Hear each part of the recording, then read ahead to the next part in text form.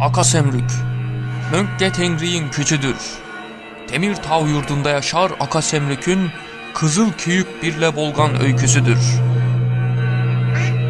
Akasemrük, Temir Tav yurdunda yaşar bir göçkün avcıydı. Vurduğun yıkar, attığın tutar idi. Gün olup Temir Tav tepesine çıkanda düzde bir altın geyik belirdi. Geyik dalgın idi. Akasemrük'ü görende korktu, doğruldu. Semrük kapagan avcı bıçağın koluna sürdü. Gücün toplayıp ardına gerildi. Bıçağın ata yazıldı. Dur dedi geyik, atma, ben bu dağın malıyım. Yeşil çemen çiğner, otluk bele yayılırım. Beni vurur isen ol tavın iyesi seni savkomaz.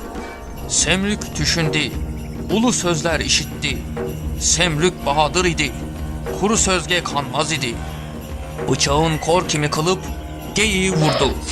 Geyik düz doğruldu. İlkin göğe kavuşup dağ döşüne konuldu. Yeme temir bıçak yere düşüp bölündü. Temir Tav'ın iyesi çıka geldi. Sağın baktı, solun baktı.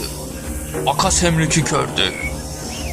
Temir Tav'ın iyesi kanat açıp ünüledi. Ey kişi töli, sen bu dağın malını vurdun, ben de sizin yurdunuzu yıkacağım, anca bilesiniz. Temir Tav'ın iyesi göğe vardı. Akasemrük dura kaldı. Yer sarsılıp depreşti. Kara bulutlar toplanıp yıldırımlar çakıverdi. Yağış sökün verdi. Alıp kökler söküldü. Kişi oğlu azınca kök yarık uyudurmuş. Yer ana kabarıp kötü oyun kılarmış. Tengri yarlık birmiş.